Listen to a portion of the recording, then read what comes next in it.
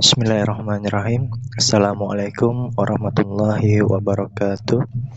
Salam lancar bagi rekan-rekan CPNS yang menyimak pembelajaran ini. Masih bersama saya, Bahrul Rozi, fasilitator pengampu materi agenda 2 aneka. Kali ini kita akan melanjutkan pembelajaran kita membahas mata diklat komitmen mutu. Penyelenggaraan pemerintahan yang baik dan bersih sudah menjadi keniscayaan di era reformasi saat ini. Berbagai upaya telah dilakukan untuk mewujudkan keniscayaan tersebut. Namun dalam implementasinya, terkadang masih belum sesuai harapan. Hal ini ditandai dengan banyaknya keluhan masyarakat atas buruknya layanan aparatur pemerintahan. Misalnya, yang pertama terkait dengan maraknya kasus korupsi. Hal ini sebagai cerminan penyelenggaraan pemerintahan yang tidak efisien. Yang kedua, banyaknya program pembangunan sarana fisik yang terbengkalai. Hal ini sebagai cerminan ketidakefektifan roda pemerintahan. Yang ketiga, kecenderungan pelaksanaan tugas yang bersifat rule-driven dan sebatas menjalankan rutinitas kewajiban, sebagai cerminan tidak adanya kreativitas untuk melahirkan inovasi. Serta yang keempat masih banyaknya keluhan masyarakat karena merasa tidak puas atas mutu layanan aparatur. Hal ini sebagai cerminan penyelenggaraan layanan yang kurang bermutu. Nah, penyelenggaraan pemerintahan yang berorientasi pada layanan prima sudah tidak bisa ditawar-tawar lagi ketika lembaga pemerintah ingin meningkatkan kepercayaan publik. Apabila setiap lembaga pemerintah dapat memberikan layanan prima kepada masyarakat, maka akan menimbulkan kepuasan bagi pihak-pihak yang dilayani. Sebagaimana yang diamanatkan dalam Undang-Undang Dasar tahun 1945, bahwa layanan untuk kepentingan publik menjadi tanggung jawab pemerintah. Masyarakat semakin menyadari haknya untuk mendapatkan layanan terbaik dari aparatur pemerintah. Dan secara kelembagaan, telah banyak upaya yang dilakukan pemerintah untuk mewujudkan harapan tersebut. Paradigma pemerintahan harus berubah dari pola paternalistik dan feodal yang selalu minta dilayani menjadi pola pemerintahan yang siap melayani dan senantiasa mengedepankan kebutuhan dan keinginan masyarakat sebagai stakeholder pemerintah. Dan bidang apapun yang menjadi tanggung jawab pegawai negeri sipil, semua mesti dilaksanakan secara optimal agar dapat memberikan kepuasan kepada stakeholder. Aspek utama yang menjadi target stakeholder adalah layanan yang komitmen pada mutu melalui penyelenggaraan tugas secara efektif, efisien, dan inovatif. Adapun tujuan pembelajaran dari materi ini adalah agar teman-teman CPNS mampu membedakan tindakan yang menghargai efektivitas, efisiensi, mengandung inovasi, dan kinerja yang berorientasi mutu, khususnya dalam penyelenggaraan pemerintahan dan pelayanan publik, dengan tindakan yang sebaliknya.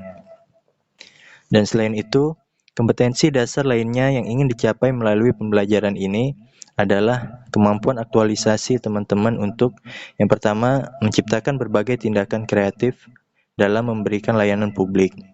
Yang kedua, menunjukkan perilaku kreatif dan inovatif dalam menampilkan kinerja dan memberikan layanan yang komitmen terhadap mutu. Yang ketiga, mampu menjalankan fungsi dan perannya sebagai aparatur yang bertanggung jawab.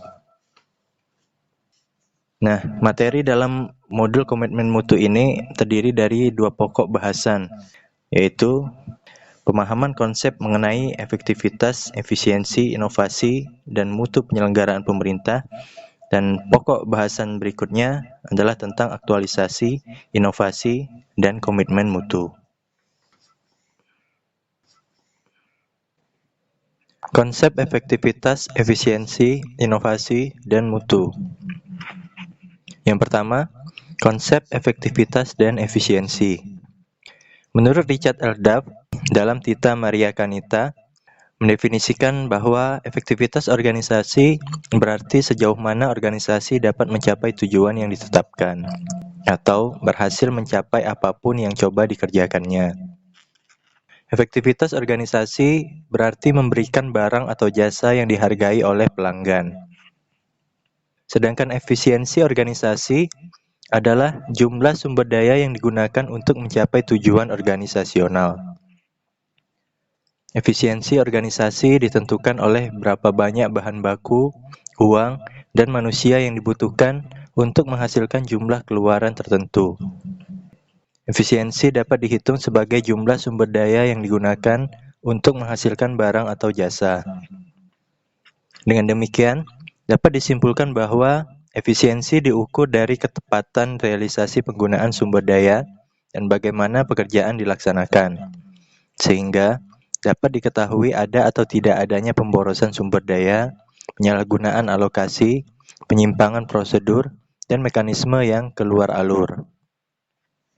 Merujuk kedua definisi tersebut, dapat disimpulkan bahwa karakteristik utama yang dapat dijadikan dasar untuk mengukur tingkat efektivitas adalah tercapaian target yang telah direncanakan, baik dilihat dari capaian jumlah maupun mutu hasil kerja, sehingga dapat memberikan kepuasan.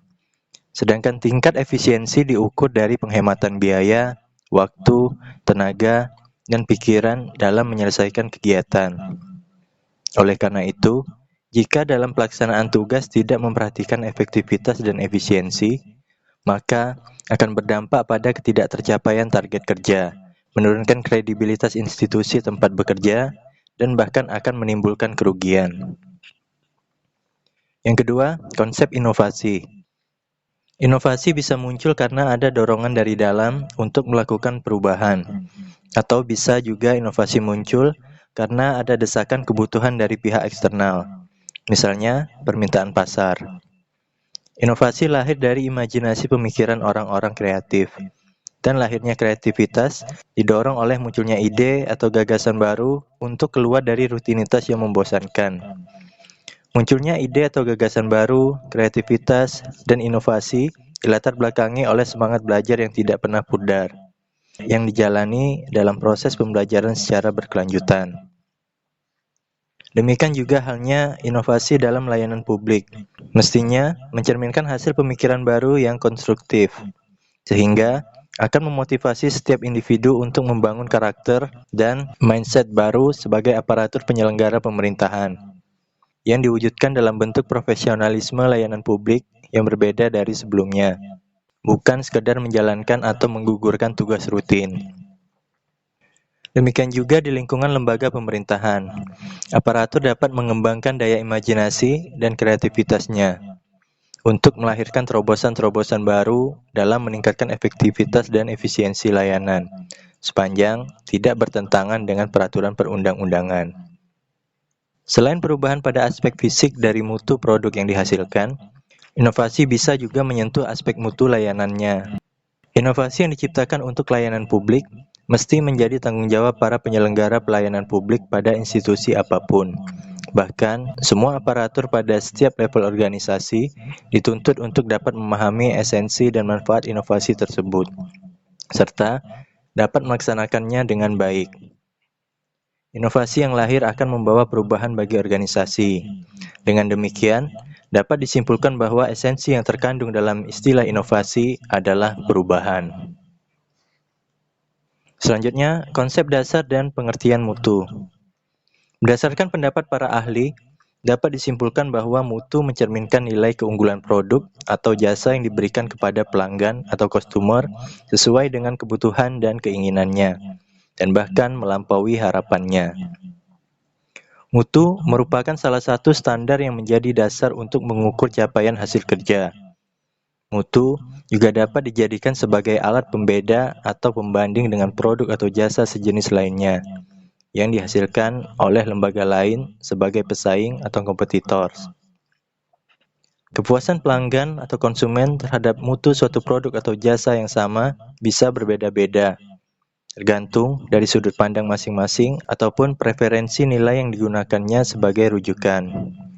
Oleh karena itu, organisasi dituntut untuk menetapkan perencanaan mutu, termasuk membuat standar mutu, mulai dari mutu input, proses, sampai pada hasil, yang akan menjadi pedoman dalam proses implementasi sampai ke pengawasan dan perbaikan mutu. Pencapaian target mutu kinerja pegawai sering mengalami fluktuasi atau naik turun. Ketika terjadi penurunan mutu kinerja pegawai, kewajiban pemimpin untuk mengingatkan dan menyemangati mereka. Sebaliknya, untuk merespon mutu kinerja yang tinggi atau superior, maka pemimpin berkewajiban untuk menetapkan reward system yang dapat memotivasi pegawai untuk terus berprestasi. Selanjutnya, nilai-nilai dasar orientasi mutu. Karakteristik ideal dari tindakan yang berorientasi mutu dalam penyelenggaraan pemerintahan dan pelayanan publik antara lain diarahkan untuk meningkatkan kepuasan masyarakat sebagai pelanggan. Masyarakat yang merasa puas atas layanan aparatur termotivasi untuk berpartisipasi aktif mensukseskan berbagai program pemerintah. Partisipasi aktif masyarakat akan membuka peluang terciptanya langkah kreatif dalam menghadapi perubahan yang mungkin terjadi di tengah ketatnya persaingan yang semakin ketat, dengan melahirkan karya-karya inovatif untuk menyongsong kemajuan masa depan yang lebih baik. Nilai-nilai dasar orientasi mutu dalam memberikan layanan prima sekurang-kurangnya akan mencakup hal-hal berikut. Yang pertama, mengedepankan komitmen terhadap kepuasan customer atau clients. Yang kedua, memberikan layanan yang menyentuh hati untuk menjaga dan memelihara agar customer atau klien tetap setia. Yang ketiga, menghasilkan produk atau jasa yang berkualitas tinggi, tanpa cacat, tanpa kesalahan, dan tidak ada pemborosan. Yang keempat, beradaptasi dengan perubahan yang terjadi, baik yang berkaitan dengan pergeseran tuntutan kebutuhan customer atau klien, maupun perkembangan teknologi. Yang kelima, menggunakan pendekatan ilmiah dan inovatif dalam pemecahan masalah dan pengambilan keputusan. Dan yang keenam, melakukan upaya perbaikan secara berkelanjutan melalui berbagai cara, antara lain pendidikan, pelatihan, pengembangan ide kreatif, kolaborasi, dan benchmark. Secara lebih operasional, Jamaluddin Ancok dan kawan-kawan memberi ilustrasi bahwa perilaku yang semestinya ditampilkan untuk memberikan layanan prima adalah sebagai berikut. Yang pertama, menyapa dan memberi salam. Yang kedua, ramah dan senyum manis. Yang ketiga, cepat dan tepat waktu.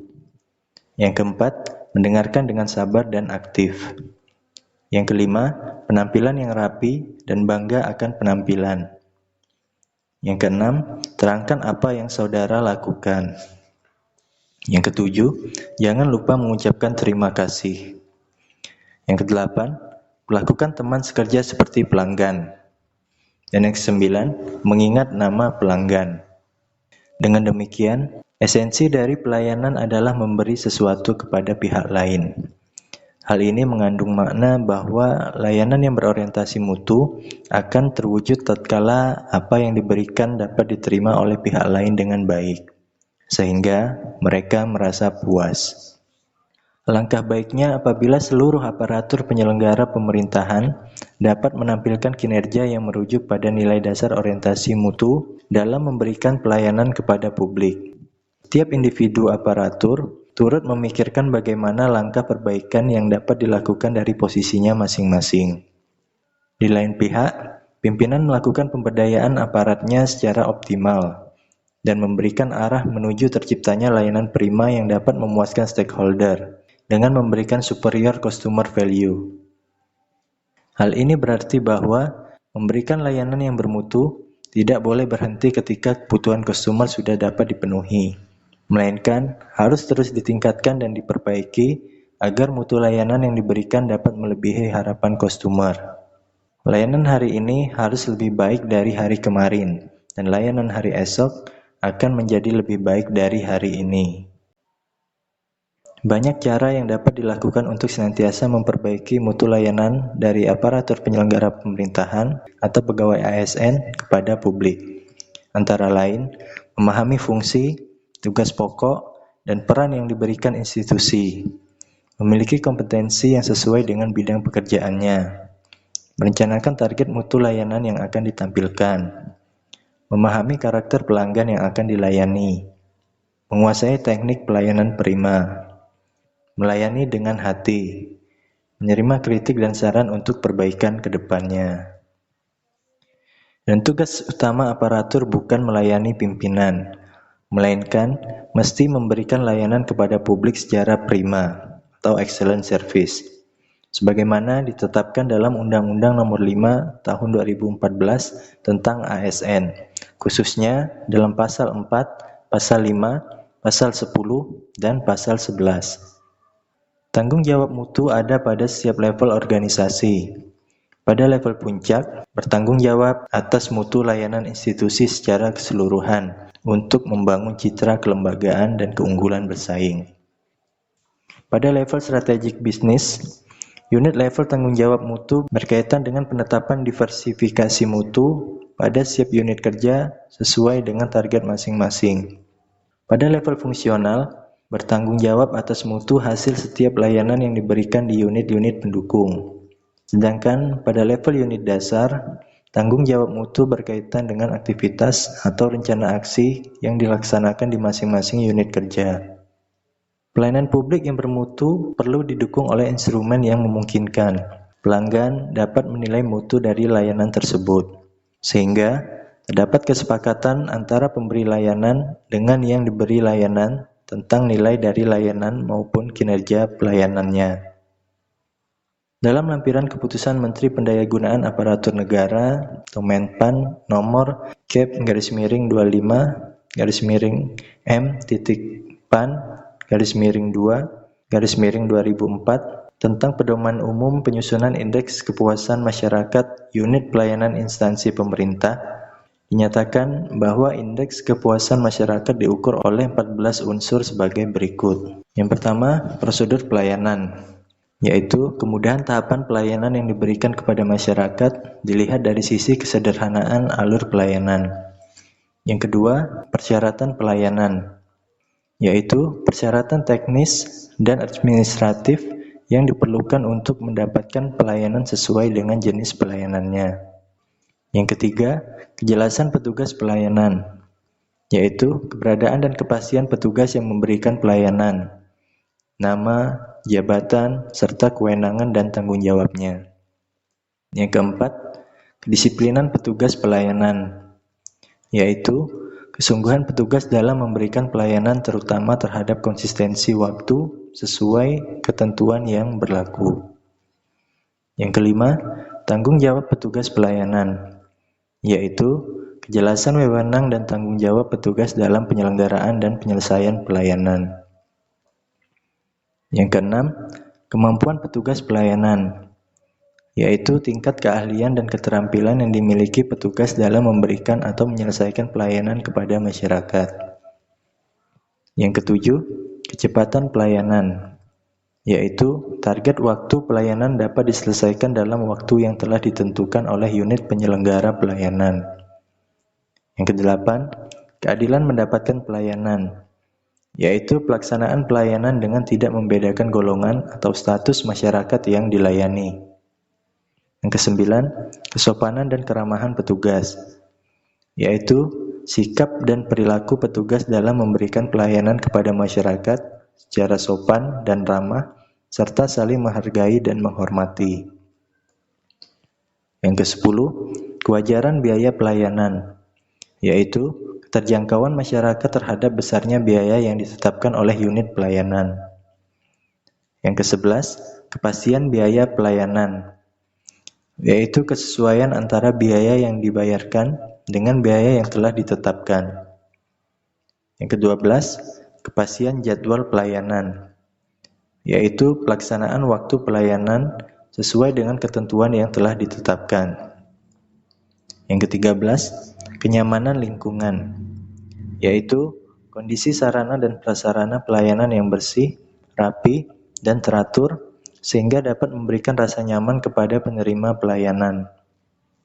Dan yang ke-14, keamanan pelayanan, yaitu terjaminnya tingkat keamanan lingkungan unit penyelenggara pelayanan ataupun sarana yang digunakan, sehingga masyarakat merasa tenang untuk mendapatkan pelayanan terhadap resiko-resiko yang diakibatkan dari pelaksanaan pelayanan. Nah, hasil pengukuran terhadap indeks kepuasan masyarakat sebagaimana dikemukakan tersebut merupakan informasi yang sangat penting bagi pemerintah sebagai penyelenggara pelayanan publik untuk menilai kinerja aparatur terkait. Dalam hal ini, kepuasan masyarakat sebagai penerima manfaat pelayanan publik menjadi indikator utama untuk menilai keberhasilan kinerja aparatur kegiatan pelayanan publik. Selanjutnya, pendekatan inovatif dalam penyelenggaraan pemerintahan. Sebagaimana telah dikemukakan sebelumnya, bahwa esensi inovasi adalah perubahan. Hal ini mengandung arti bahwa ketika lahir sebuah inovasi produk atau jasa, maka di situ telah terjadi perubahan atas produk atau jasa tersebut. Perubahan bisa berhubungan dengan desain, model, bentuk, warna, spesifikasi, ukuran, kecepatan layanan, cara melayani, dan mutunya. Apapun perubahannya, targetnya adalah untuk memberikan kepuasan kepada pelanggan. Kepuasan pelanggan tetap menjadi fokus inovasi dan target perubahan. Instansi pemerintah sebagai organisasi non-profit merupakan lembaga yang menghasilkan jasa bagi masyarakat sebagai konsumen atau pelanggannya. Seperti halnya pada perusahaan atau industri manufaktur. Target pemberian layanan dari instansi pemerintah sebagai industri jasa pun sama, yaitu kepuasan pelanggan. Bahwa untuk meningkatkan kepuasan pelanggan, maka layanan dalam penyelenggaraan pemerintahan pun dapat menghasilkan inovasi pada berbagai kategori. Inovasi produk dapat dilihat pada aspek perubahan tata letak atau layout ruangan kerja yang dapat memberikan kenyamanan bagi pegawai dan masyarakat yang memerlukan layanan. Bertambahnya jenis layanan yang dapat diberikan oleh instansi, misalnya rumah sakit yang semula hanya melayani pasien umum, kemudian diperluas sehingga bisa melayani pasien miskin, jam sostek, ataupun asuransi lainnya. Sedangkan inovasi proses dilakukan melalui reformasi birokrasi dengan memberikan metode pelayanan baru. Misalnya, layanan satu atap, layanan melalui pemangkasan birokrasi, penggunaan teknologi baru, prosedur kantor yang disederhanakan, dan percepatan waktu layanan.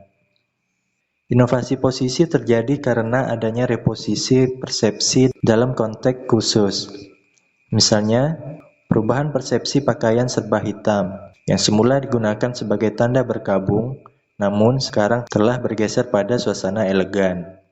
Penambahan fungsi telepon seluler dengan berbagai fasilitas.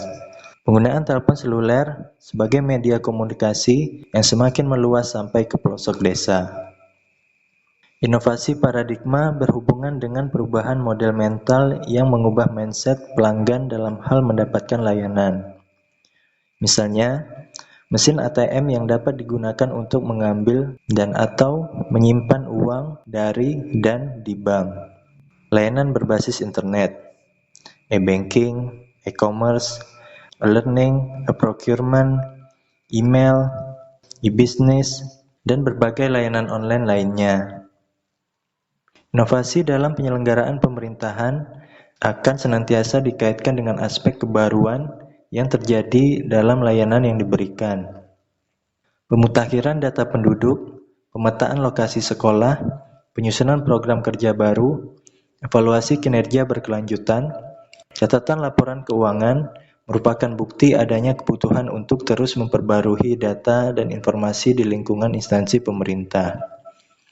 Dengan berbekal data yang akurat dan dapat diakses dengan cepat, maka keputusan yang diambil pimpinan akan tepat pada sasaran, tetap aktual, dan sesuai dengan kondisi nyata atau bersifat kontekstual. Selanjutnya, peningkatan produktivitas aparatur.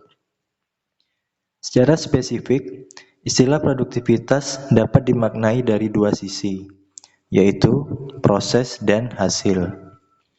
Dari sisi proses, produktivitas merupakan kemampuan untuk menghasilkan produk atau jasa. Sedangkan dari sisi hasil, produktivitas menunjukkan capaian hasil atau output yang diperoleh dalam kurun waktu tertentu berdasarkan target yang direncanakan. Produktivitas ditentukan oleh motivasi dan kemampuan. Ada dua jenis motivasi yang akan mendorong individu untuk melakukan pekerjaannya, yaitu internal dan eksternal. Motivasi internal muncul dari dalam diri pegawai, yang bersumber dari kesadaran diri akan tanggung jawab, sifat pekerjaan yang menantang, pengalaman, dan kebutuhan. Motivasi eksternal muncul karena pengaruh lingkungan yang bersumber dari budaya organisasi, kepemimpinan, hubungan kesejawatan, alur komunikasi, dan dukungan infrastruktur. Selain kekuatan motivasi, tingkat produktivitas juga dipengaruhi oleh kemampuan yang dimiliki pegawai. Kemampuan dapat dibangun melalui pendidikan, pelatihan, kebiasaan, dan pengalaman. Motivasi dan kemampuan menjadi dua aspek dominan yang mempengaruhi capaian produktivitas, yang diukur dari tingkat output yang dihasilkan, serta outcome yang mengiringinya. Output berkaitan dengan hasil yang akan diterima oleh pelanggan. Outcome berhubungan dengan dampak yang ditimbulkan dari output, dan input berkaitan dengan sumber daya yang diperlukan untuk menghasilkan output. Peningkatan mutu dan produktivitas akan mendorong terciptanya manfaat yang lebih besar, baik bagi institusi dan individu pegawai maupun lingkungan. Dalam upaya peningkatan mutu dan produktivitas kerja, pegawai membutuhkan pemimpin kuat yang bisa melibatkan dan memberdayakan pegawai secara optimal, sehingga mendorong motivasi semua pihak untuk mewujudkan target yang direncanakan. Mutu produk atau jasa institusi pemerintah merupakan perpaduan dari mutu raw input atau bahan baku, mutu proses yang dikendalikan melalui standar yang jelas dan budaya kerja yang berkembang di dalam lingkungan organisasi yang kondusif, ragam inovasi pelayanan yang diciptakan, serta terpenuhinya kebutuhan masyarakat, yang pada akhirnya mutu layanan aparatur akan berdampak pada tingkat kepuasan masyarakat sebagai pelanggan. Selanjutnya, meningkatkan produktivitas kerja aparatur. Strategi peningkatan produktivitas aparatur dapat dilakukan dengan pendekatan inovatif. Inovasi akan muncul karena ada perubahan dan perbaikan, baik yang datang dari sumber internal maupun eksternal, sebagai hasil studi banding dan atau pengaruh perkembangan teknologi. Model ini akan berhubungan dengan upaya-upaya untuk mengembangkan perilaku kreatif, menetapkan prioritas sasaran kerja yang berorientasi mutu, menampilkan kinerja unggul tanpa cacat dan tanpa pemborosan, semangat melakukan berbagai upaya perbaikan secara berkelanjutan, menanamkan keberanian untuk mengemukakan gagasan baru, menumbuhkan kemandirian dalam semangat kerjasama, menanamkan kesadaran untuk siap menghadapi risiko, serta membangun mindset yang berorientasi pada kebutuhan jangka panjang. Banyak tantangan dan hambatan yang akan dihadapi dalam mewujudkan kinerja produktif. Namun, hal tersebut jangan sampai menyebabkan turunnya semangat untuk terus berkarya. Tantangan paling berat adalah memerangi rasa malas yang ada dalam diri masing-masing individu dan sikap masa bodoh terhadap lembaga tempat bekerja. Tantangan lain yang juga akan menghambat pencapaian target kerja bisa datang dari dalam diri sendiri atau dari pihak luar. Di antaranya adalah tidak memahami standar kerja, motivasi kerja yang rendah, pimpinan yang tidak memberdayakan, ketidakjelasan tujuan, sarana atau prasarana tidak memadai, serta tekanan politik. Apabila hambatan-hambatan tersebut tidak teratasi, maka akan menimbulkan dampak negatif bagi organisasi. Di antaranya pemborosan, keterlambatan penyelesaian pekerjaan, sehingga pelanggan harus menunggu lama untuk mendapatkan layanan. Kesalahan kerja, sehingga pekerjaan harus diulang-ulang. Produk gagal, kemarahan pelanggan karena merasa kecewa atau tidak puas, serta kerugian lain bagi organisasi. Untuk mengatasi hambatan tersebut, banyak cara yang bisa ditempuh, disesuaikan dengan jenis hambatannya. Beberapa alternatif solusi yang dapat dipertimbangkan antara lain, pimpinan memberdayakan seluruh pegawai secara merata sesuai wewenang dan tanggung jawab yang ditetapkan dalam uraian jabatan atau job description. Menyusun rencana strategik untuk mewujudkan visi lembaga. Mensosialisasikan visi, misi, tujuan lembaga kepada seluruh pegawai. Menetapkan standar kerja yang visible. Membuat skala prioritas yang tepat. membuat struktur yang jelas, menyediakan sumber daya pendukung yang diperlukan, membangun hubungan dan kerjasama yang harmonis, menghargai kontribusi pegawai, dan mengawal keterlaksanaan program secara intensif. Nah, dengan demikian, setiap orang dapat bekerja dengan baik dalam suasana yang nyaman. Selanjutnya, membangun komitmen mutu dalam penyelenggaraan pemerintahan. Yang pertama, landasan komitmen mutu. Kinerja aparatur dalam memberikan layanan publik yang bermutu harus berlandaskan prinsip efektivitas, efisiensi, dan inovasi. Nilai-nilai dasar Pasal 4 dan Kode Etik Pasal 5 Layanan Publik sebagaimana dituangkan dalam Undang-Undang Nomor 5 Tahun 2014 tentang ASN secara keseluruhan mencerminkan perlunya komitmen mutu dari setiap aparatur dalam memberikan pelayanan. Apapun bidang layanannya dan kepada siapapun layanan itu diberikan. Perlu ditegaskan kembali bahwa target utama kinerja aparatur yang berbasis komitmen mutu adalah mewujudkan kepuasan masyarakat yang menerima layanan. Pegawai ASN harus mampu menjadi pelayan publik yang handal dan profesional, menjadi pendengar yang baik atas berbagai keluhan dan pengaduan masyarakat, sekaligus mampu menindaklanjutinya dengan memberikan solusi yang tepat melalui langkah perbaikan secara nyata, bukan sekedar janji-janji muluk untuk menenangkan gejolak masyarakat. Dalam melaksanakan tugas dan fungsinya, setiap aparatur mesti dilandasi oleh kesadaran tinggi untuk memaknai esensi komitmen mutu dalam memberikan pelayanan kepada publik sesuai dengan ketentuan perundang-undangan. Perilaku adiluhung yang mengutamakan mutu sebagai aparatur dapat diwujudkan melalui karakter kepribadian yang jujur, amanah, cermat, disiplin, efektif, efisien, kreatif, inovatif, melayani dengan sikap hormat, bertutur kata sopan dan ramah, berlaku adil atau tidak diskriminatif, bekerja tanpa tekanan, memiliki integritas tinggi, serta menjaga nama baik dan reputasi ASN. Yang kedua, komitmen mutu dalam pelayanan di tempat kerja. Mutu layanan publik yang diberikan oleh aparatur di sejumlah instansi pemerintah terkadang masih cukup memprihatinkan, bahkan bersifat diskriminatif. Sering kita mendengar bahwa pengguna layanan harus mondar-mandir seperti bola pingpong, menyelesaikan urusan dari satu unit ke unit yang lainnya.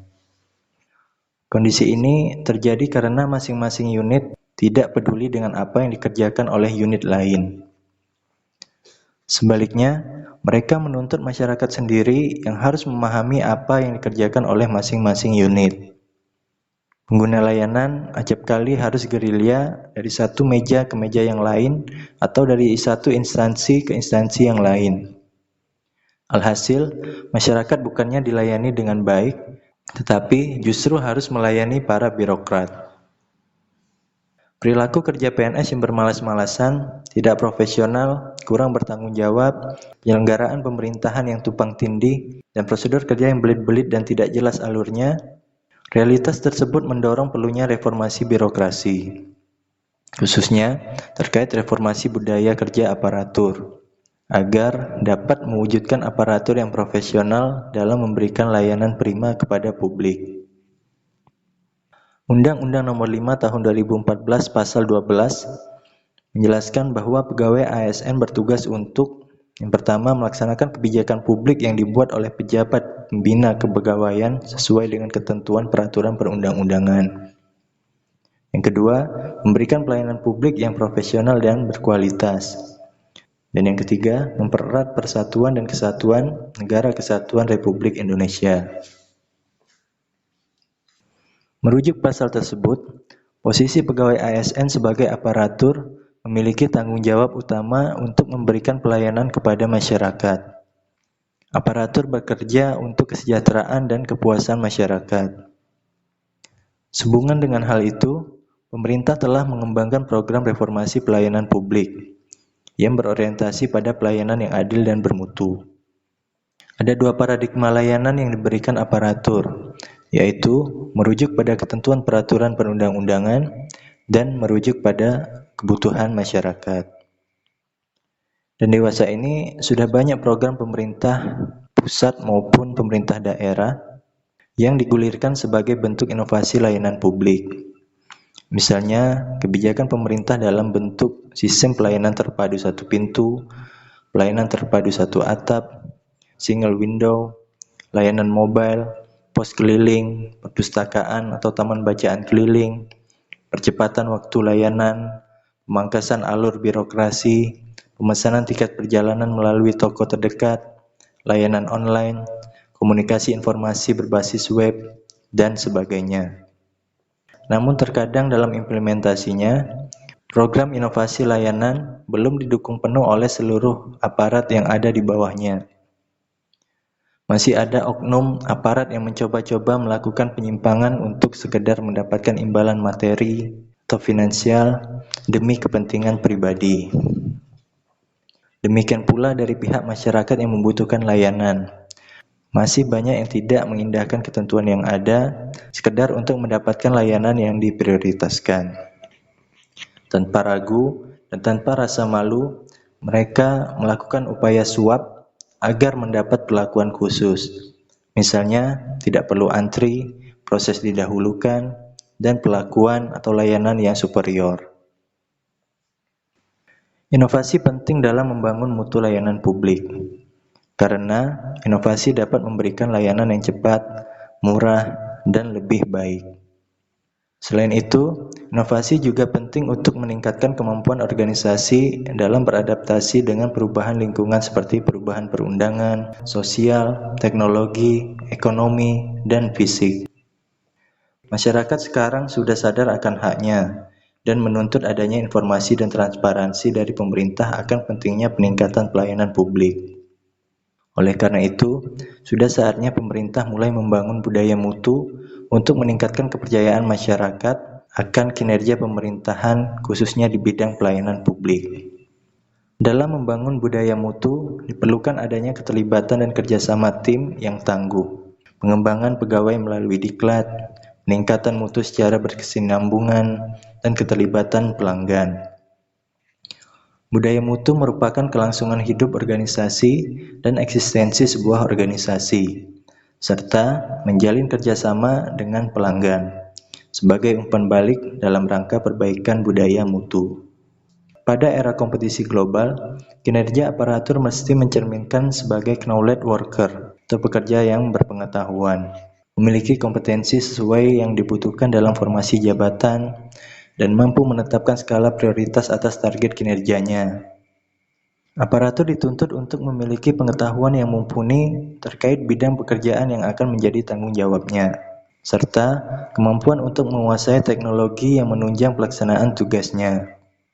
Inovasi layanan akan berhasil dengan baik apabila dijalankan oleh aparatur yang memiliki kompetensi sesuai syarat jabatan dan memiliki tanggung jawab secara profesional.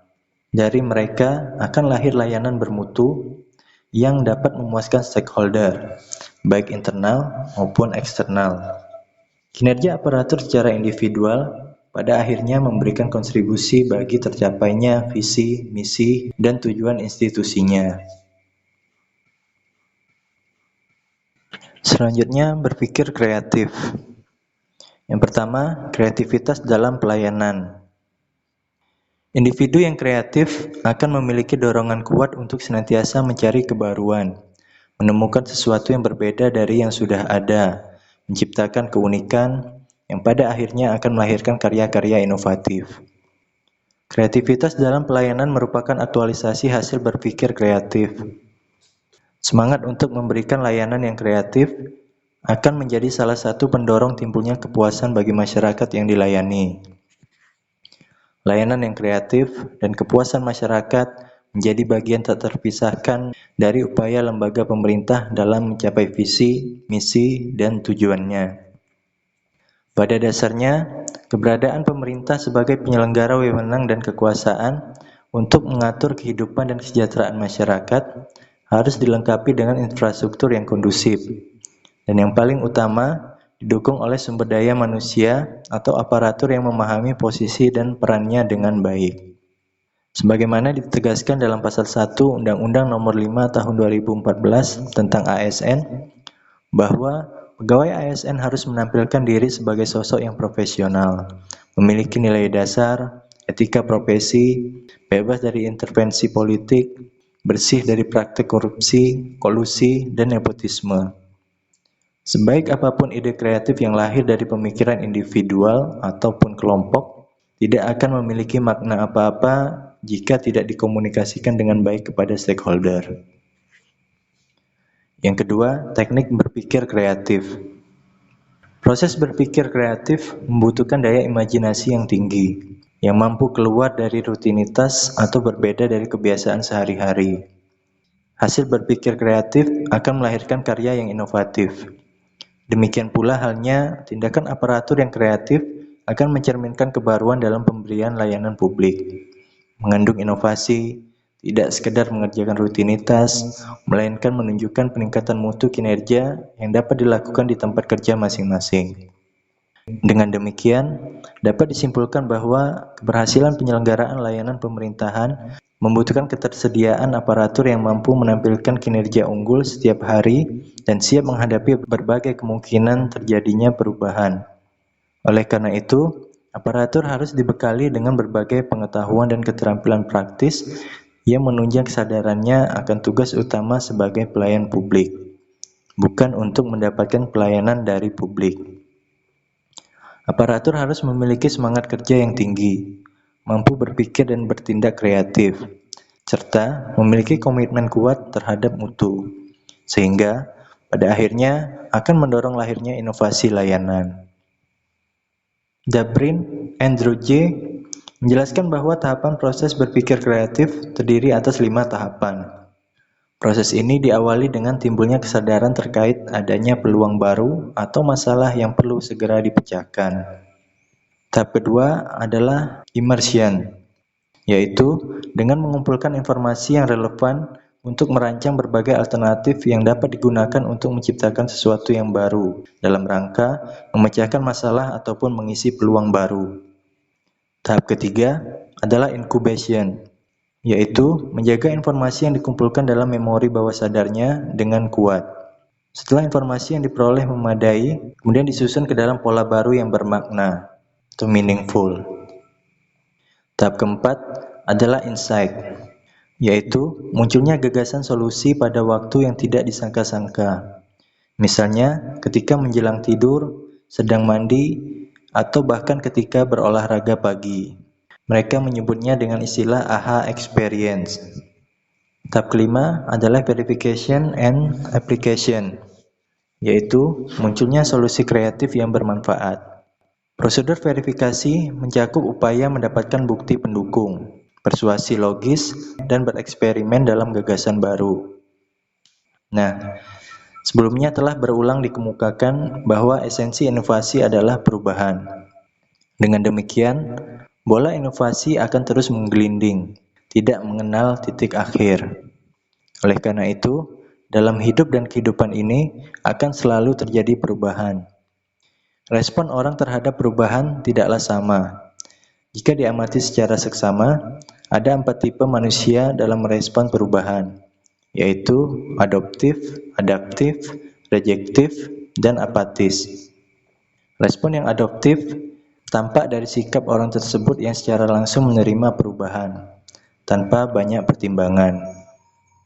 Respon yang adaptif ditampilkan dengan cara menerima perubahan setelah dilakukan penyesuaian dengan pertimbangan tertentu. Respon yang rejektif diperlihatkan oleh kelompok manusia yang langsung menolak perubahan. Kemungkinan karena yang bersangkutan merasa sudah berada di zona aman dan menyenangkan, sehingga dengan perubahan tersebut dipandang akan merugikan dirinya. Mereka berada dalam kondisi status quo. Kelompok manusia yang apatis tidak menunjukkan respon yang jelas.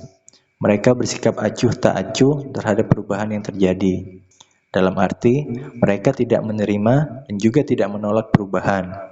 Biasanya, kelompok ini akan mengikuti pada perubahan yang menjadi pilihan banyak orang.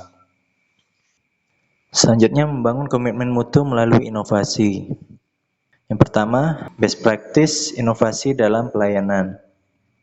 Best practice pada berbagai institusi pemerintah, baik di dalam maupun di luar negeri, dilakukan dalam rangka menciptakan pelayanan yang lebih baik dan pemerintahan yang berintegritas dan transparan. Capaian inovasi pelayanan publik yang dilakukan di berbagai institusi pemerintah dilakukan sesuai kebutuhan pelayanan yang harus diperbaiki. Paling tidak, terdapat beberapa kriteria terhadap pelayanan publik yang dikategorikan sebagai best practice. Di antaranya, pelayanan publik itu telah memberikan nilai tambah kepada masyarakat maupun pemangku lainnya, baik dalam hal ketepatan dan kecepatan layanan, dan bersifat inklusif, baik dari aspek harga maupun target grupnya. Kemudian, best practice itu dapat memberikan inspirasi terhadap kegiatan serupa yang sedang dilakukan di suatu tempat, baik dalam hal proses maupun hasil inovasi yang dilakukan. Inovasi pelayanan publik yang berbasis komitmen mutu telah banyak dilakukan. Bahkan, sebagian besar telah mendorong pemikiran kreatif aparatur untuk melahirkan karya inovatif. Dalam hal ini, aparatur menjadi aktor inovasi yang memahami sistem inovasinya dan bisa bekerja dalam satu sistem. Yang kedua, peran PNS dalam membangun inovasi pelayanan. Pegawai pemerintah sebagai bagian dari birokrasi berperan sentral dalam menciptakan pelayanan publik yang prima. Pelayanan publik yang prima bersifat dinamis, terus berkembang sesuai kebutuhan dan waktu di mana pelayanan tersebut dilakukan. Beberapa sifat yang harus dimiliki oleh aparatur yang mampu menciptakan inovasi adalah: yang pertama, senantiasa merasa butuh untuk terus mengembangkan kemampuan. Yang kedua, bersifat dinamis dan berpikir kritis terhadap situasi yang berkembang. Yang ketiga, selalu menjadikan keterbatasan sebagai sarana untuk melakukan kreativitas dan inovasi. Namun demikian, beberapa sifat positif tersebut tidak bisa berkembang jika tidak didukung oleh faktor-faktor pendukungnya, seperti yang pertama, kepemimpinan yang memiliki visi dan misi untuk melakukan perubahan yang lebih baik. Yang kedua, lingkungan kerja yang mendorong terciptanya kreativitas kerja. Misalnya, lingkungan yang dapat mengapresiasi kinerja setiap individu dan memberi motivasi bagi kinerja yang kurang agar menjadi lebih baik. Dan yang ketiga, budaya organisasi yang memfasilitasi terjadinya inovasi, seperti budaya kerja yang dinamis, kreatif, tidak cepat puas, tidak cepat menyerah, bekerja keras, malu jika tidak berbuat lebih baik, dan menghargai hasil karya orang lain. Inovasi pelayanan berkembang di lingkungan yang kondusif. Namun, dalam implementasinya, tidaklah selalu berjalan mulus karena banyak tantangan dan kendala yang akan dihadapi. Kendala utama muncul dalam bentuk penolakan dari lingkungan atas inovasi yang ditawarkan, khususnya dari pihak-pihak yang merasa terganggu kenyamanannya jika karya inovatif tersebut diimplementasikan. Kendala lain berkaitan dengan keterbatasan sumber daya, berbenturan dengan peraturan formal atau kebiasaan, munculnya konflik internal, perbedaan mindset, dan perasaan takut ketika berbeda pendapat. Banyaknya kendala yang menghadang, jangan sampai menyurutkan semangat untuk berkreasi dan berinovasi. Semuanya harus dihadapi dengan keteguhan hati. Dan yang ketiga, aktualisasi nilai-nilai dasar komitmen mutu untuk keunggulan bersaing. Di era reformasi, budaya kerja aparatur bergeser ke orientasi mutu. Untuk menciptakan mutu pelayanan prima, diperlukan perubahan orientasi, sikap, dan cara kerja sebagai berikut. Yang pertama, dari orientasi kepada peraturan menjadi orientasi kepada masyarakat. Hal ini bukan berarti bahwa birokrasi tidak perlu lagi memenuhi peraturan perundangan. Legalitas bertindak tetap diperlukan sebagai sarana untuk menjamin keadilan dalam pemberian pelayanan kepada masyarakat.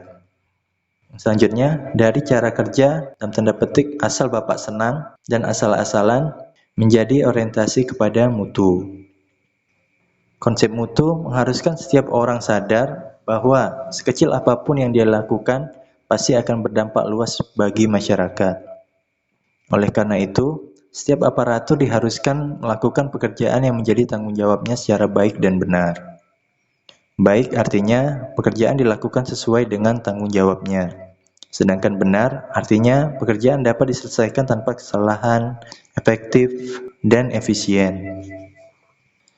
Selanjutnya dari sikap pasif menjadi proaktif dan inovatif. Pada masa lalu, aparatur cenderung menjadikan ketaatan kepada peraturan dan pimpinan sebagai ukuran prestasi kerja. Dalam sistem demokrasi saat ini, aparatur harus mampu memberikan pelayanan yang berkualitas kepada masyarakat. Konsep mutu dalam pelayanan sangat dinamis karena harapan dan kebutuhan masyarakat yang terus berubah. Untuk menjawab tuntutan mutu pelayanan, maka aparatur harus bersikap proaktif, menggali informasi apa yang dibutuhkan oleh masyarakat, dan mencari peluang untuk memperbaiki cara kerjanya secara terus-menerus. Dalam hal ini, penting bagi aparatur untuk mengembangkan inovasi sebagai sarana menjawab harapan masyarakat yang selalu meningkat. Selanjutnya, dari cara kerja individualis dan egosentris, atau bekerja sendiri-sendiri dan berorientasi melayani pimpinan, menjadi cara kerja tim atau kolektif, sebagai satu kesatuan proses untuk melayani masyarakat. Tujuan utama pelayanan berbasis nilai-nilai dasar komitmen mutu adalah pertama, untuk mengutamakan kepentingan sebagai pelanggan. Yang kedua, menumbuhkan kepercayaan terhadap institusi pemerintah.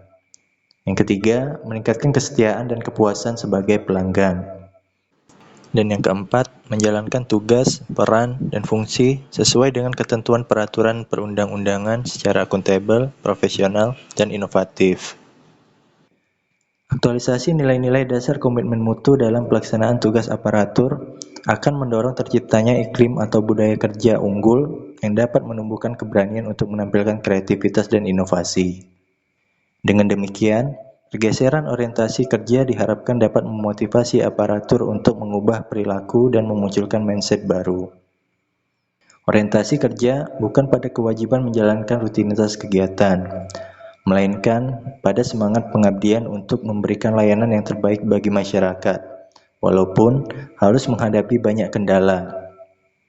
Setiap aparatur didorong untuk memiliki sense of quality dan semangat belajar yang tinggi, sehingga menimbulkan keberanian berpikir alternatif, berani bertanya, dan bahkan berbeda pendapat, demi untuk kebaikan dan kemajuan bangsa dan negara. Nah, demikianlah pembelajaran agenda 2 komitmen mutu kali ini. Semoga apa yang disampaikan dapat bermanfaat dan dapat diaktualisasikan pada lingkungan kerjanya masing-masing. Sampai jumpa pada pembelajaran selanjutnya. Wassalamualaikum warahmatullahi wabarakatuh.